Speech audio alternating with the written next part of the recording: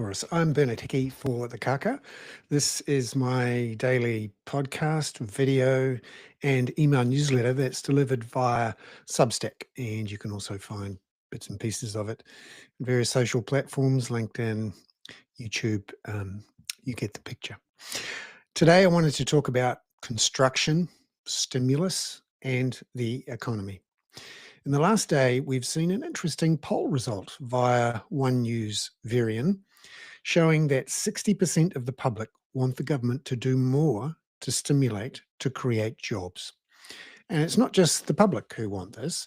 Last night, Rick Hurd, who is the former CEO of Naylor Love, came out and said that stimulus was needed to avoid further contraction of the construction sector and further job losses. Remember, we've seen 16,000 jobs lost since the election, largely due to the decision the government took at the end of 2023, early 2024, to suspend all work on transport planning, on hospital planning, and new planning for Kāinga Ora. Subsequently, school buildings have restarted, but Kāinga Ora remains off plans for new housing. And of course, transport was dramatically affected by cuts in spending by NZTA, which of course were matched by cuts in spending by councils. On top of that, you saw the reversal of Three Waters and the RMA, which put a lot of work on hold. So in the last year and a half, we've seen those 16,000 jobs lost. And there are various ways to measure the impact of that on the economy, but also give us a sense of what's coming and to test the comments from the likes of Christopher Luxon, Nicola Willis, and Chris Bishop. And to do that, I think it's worth having a look at some of these numbers. Firstly, there's the poll results. 60% say not enough is being done by the government to stimulate jobs growth. 29% say it's about right, and there's 4% who say it's too much. But clearly the public want it. Here's Rick Hurd commenting via One News last night, an excellent piece from Mikey Sherman on that poll result. Quote, "It's time for stimulus, otherwise we're going to see a continuing downturn in the construction industry and more people losing jobs and more misery." It's worth knowing that Rick Hurd is the former CEO of Naylor Love. He is no, usual suspect criticising the government. He is very much about the industry and knows exactly what's going on and is saying that it can't go on. Yesterday, we got some numbers to show what's actually happening in the industry. And one way to measure activity, and there are many, is to look at concrete production, in particular ready-mix concrete production. Stats NZ produce these numbers quarterly, and we saw another big slump in ready-mix concrete production in the June quarter, back down to the lows we saw in 2012. This is a chart via Shamabeel Jacob from Simplicity, showing what's happening with investing and spending on these sort of big items that give you a sense of what's happening in the economy. And you can see since 2024, there's been a big drop-off in ready-mix concrete. That's the black line. Also in the purchase of used cars, they've been down for quite some time, and now they're back down to levels we haven't seen since 2009. That's despite the population being at least 500,000 larger. And new tractors. Farmers are doing a bit better at the moment. You can see a bounce there, but we are, virtually at half the level of new tractor purchases that we saw in 2005. So businesses are not investing, and neither are consumers, and it's flowing through into the construction sector, who of course are some of the biggest buyers too of new vehicles and used vehicles.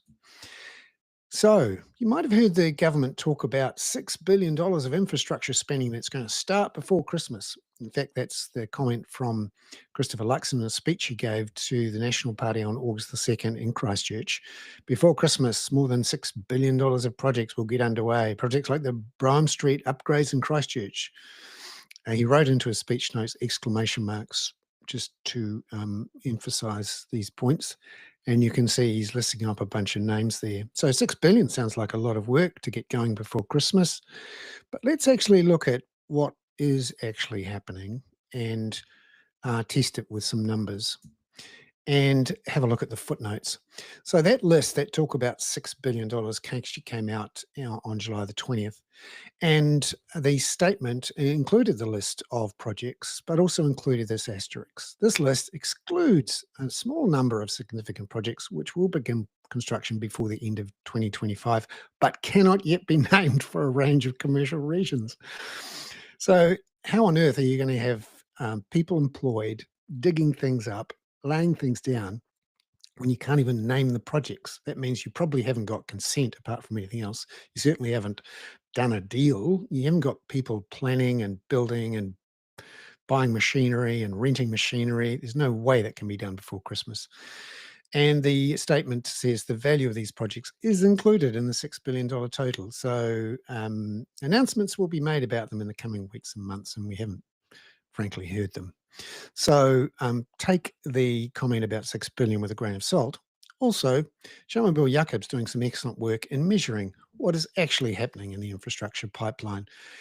Now, these are the numbers that the industry has to look forward to, not just what I call vaporware, broad statements, but actually what is actually fully funded. Remember, betwixt announcement and shovels in the ground, stuff happens.